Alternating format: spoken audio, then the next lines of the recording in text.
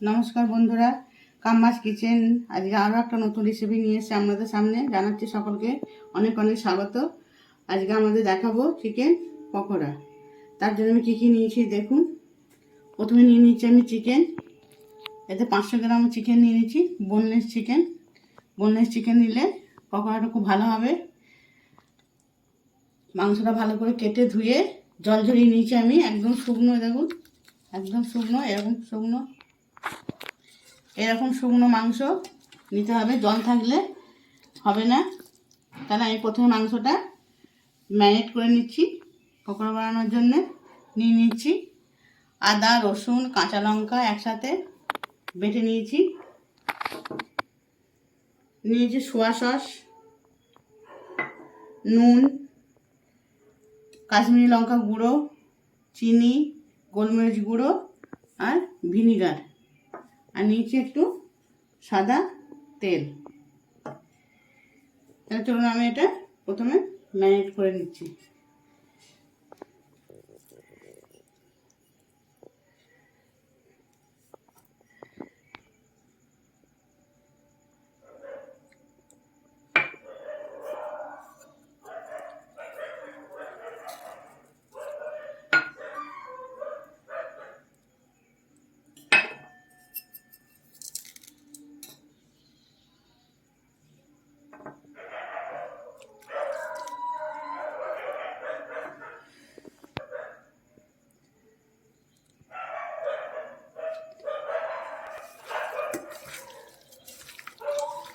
খুব ভালো করে এটা মাখিয়ে নিতে হবে।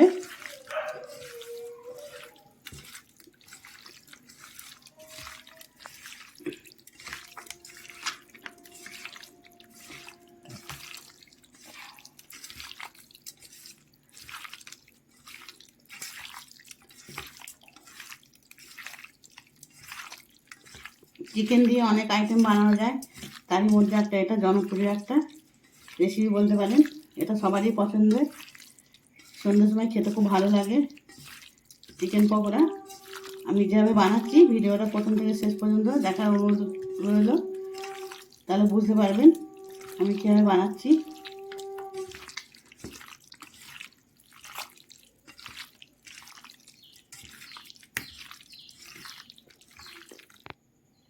এবার আমি দিয়ে দেবো একটু ভালো করে মাখিয়ে নেওয়ার পর একটু ওপর থেকে একটু হালকা করে গরম জল, তাহলে ম্যারিনেটটা খুব ভালো হবে।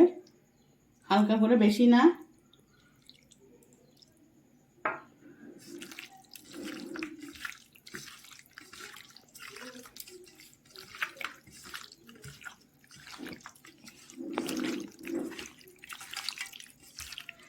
আমি এর মধ্যে এটাকে আমি 1 ঘন্টা এখন রেখে দেবো ম্যারিনেট করে, 1-1.5 ঘন্টা।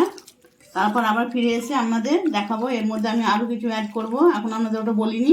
তার জন্য আমার ভিডিওটা প্রথম থেকে শেষ পর্যন্ত আপনাদের দেখতে হবে, আমার সঙ্গে থাকতে হবে। চলুন এটাকে আমি এখন 1 ঘন্টা 2 ঘন্টা, এখন 1.5 ঘন্টা এখন ফ্রিজে আমি রেখে দিচ্ছি। দিয়ে দিলাম আমি ঢাকা। এবার 1.5 ঘন্টা পর আপনাদের আমি দেখাবো।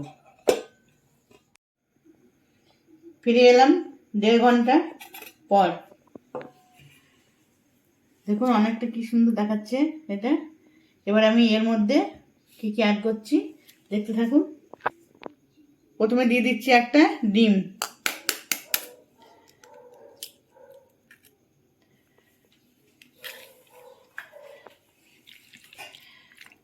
ডিমটা দিয়ে আমি আগে ভালো করে মাখিয়ে নেব।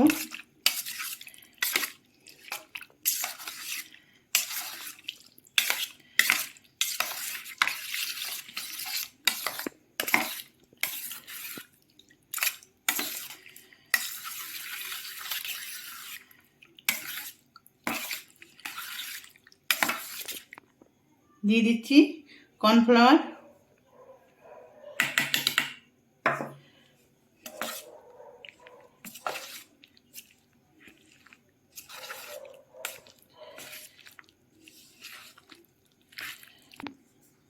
কর্নফ্লাওয়ারটা ভালো করে মাখিয়ে নিয়েছি। এবার দিয়ে দেবো ময়দা।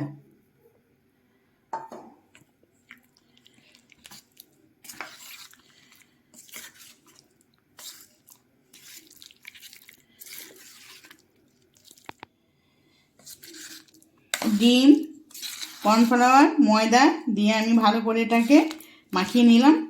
তখন তো দেখিয়েছিলাম ম্যারিনেট করার সময় লবণ দিয়েছিলাম, তাই এইগুলো দেওয়াতে আর একটু সামান্য লবণ লাগবে, তাই আমি একটু সামান্য লবণ দিয়ে দিচ্ছি।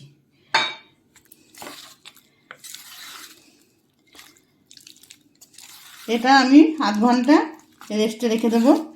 পকোড়া ভাজার নিয়ম হচ্ছে যত আপনি রেস্টে রাখবেন তত খেতে এটা ভালো হবে আর টেস্ট হবে।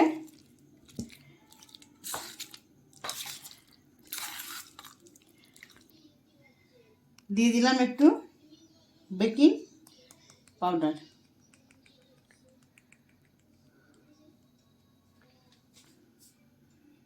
দিয়ে দিলাম বেকিং সোডা, একদম অল্প পরিমাণ।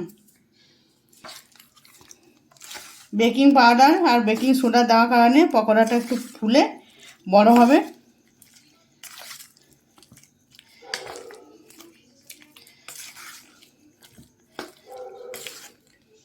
এবার আমি হাত দিয়ে একটু ভালো করে মেখে নেব।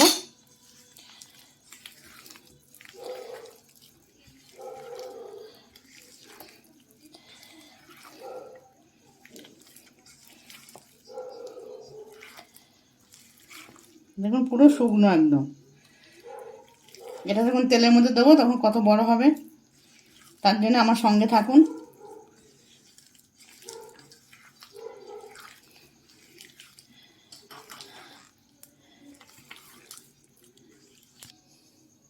আমি আধ ঘন্টার জন্য এটা রেস্টে রেখে দিচ্ছি। এটা আবার ফ্রিজে রাখবো, তারপর আধ ঘন্টা পর ফিরে আসছি। ফিরে এলাম আধা ঘন্টা পর। দেখুন কি সুন্দর ফুলেছে এটা, না ফুলেছে না? এবার তেলে দিলে এই বড় বড় হবে। চলুন তাহলে এটা এবার আমি ভেজে নিচ্ছি। ভাজবার জন্যে দিয়ে দিচ্ছি কড়াইতে সাদা তেল। সাদা তেলেই পকোড়াটা ভাজতে হবে।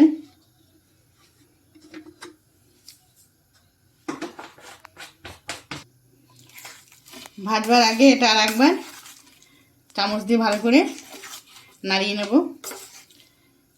একদম শুকনো, এরকম শুকনোই হতে হবে, এই পকোড়া ভালো টেস্টি হবে।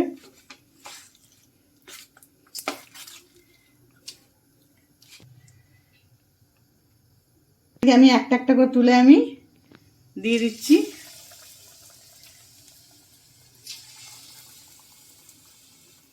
অনেক লঙ্কা দিচ্ছি, পুরো ঝাল ঝাল হবে একদম। পকোড়া ঝাল ঝাল না হলে ভালো লাগে না।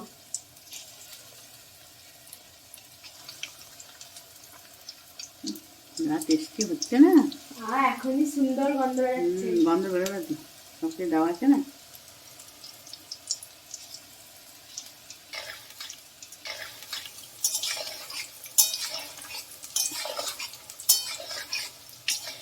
হ্যাঁ, ফুলে কত বড় বড় হয়েছে।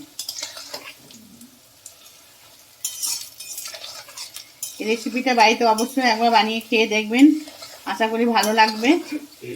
আমাকে বানিয়ে খেয়ে আমাকে কমেন্টে জানাবেন যে কেমন লাগলো আমাদের রেসিপিটা। যদি ভালো লেগে থাকে তাহলে লাইক কমেন্ট শেয়ার অবশ্যই করবেন। আমি এটা সম্পূর্ণ ভাজবো না, এটা একটু অর্ধেকটা ভেজে নিলাম। এটা ঠান্ডা হয়ে যাওয়ার পর আর একবার ভাজবো, তাহলে এটা পুরো একদম মুচমুচ করবে।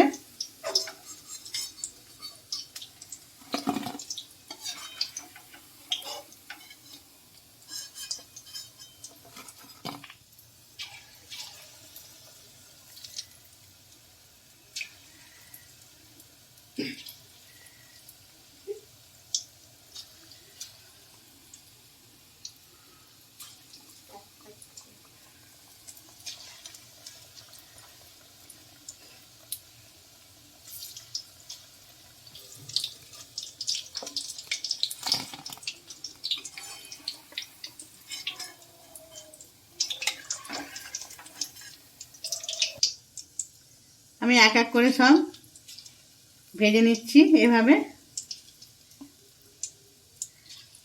তারপর আমি যখন ফাইনাল রেডি করবো এটাকে, তখন আপনাদের আবার দেখাবো।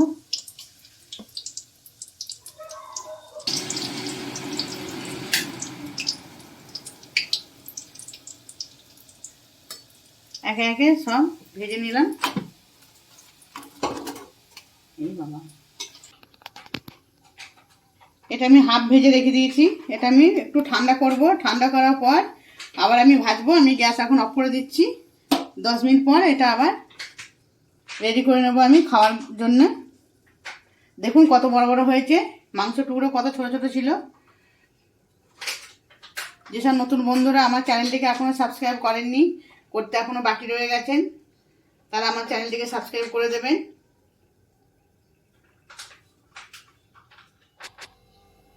ফিরে এলাম 10 মিনিট পর। পকোড়া ঠান্ডা হয়ে গেছে, দেখুন আমি হাত দিয়ে পুরো ধরতে পারছি। ঠান্ডা হয়ে গেছে, এরকম ঠান্ডা করে নিতে হবে, দিয়ে আবার ভাজতে হবে। তাহলে পকোড়াটা পুরো মচমচে হবে, খেতে ভালো লাগবে। আমি দিয়ে দিচ্ছি, তেল গরম হয়ে গেছে। এবার হালকা হালকা আঁচে এটা ভাজতে হবে।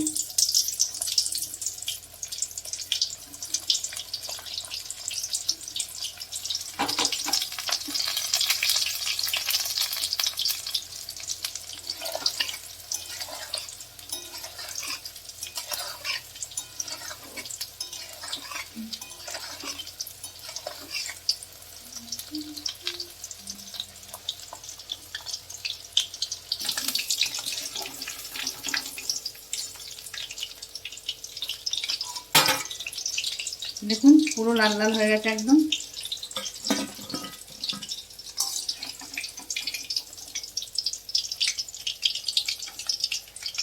এইভাবে ভেজে নিতে হবে।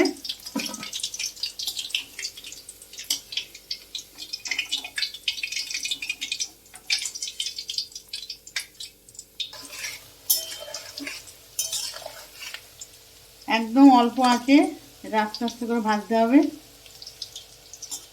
তাহলে ভেতরে মাংসটা পুরো সফট হয়ে যাবে একদম।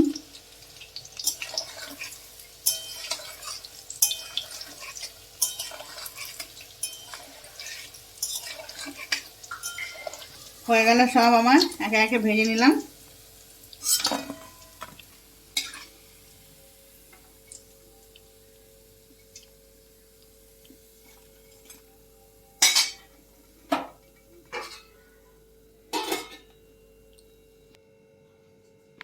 হ্যালো বন্ধুরা, এ আমার মেয়ে খেতে চাইছে, এবার দিয়ে দেবো সস দিয়ে।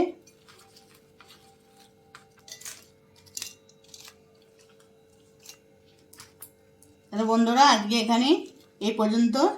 আবার পরবর্তী দিন নিয়ে আসছি আরও নতুন আর একটা রেসিপি। তার জন্য চ্যানেলটিকে সাবস্ক্রাইব করে পাশের ঘন্টিটা ক্লিক করে দেবেন, আমার পাশে থাকবেন। নমস্কার, আজকের মতো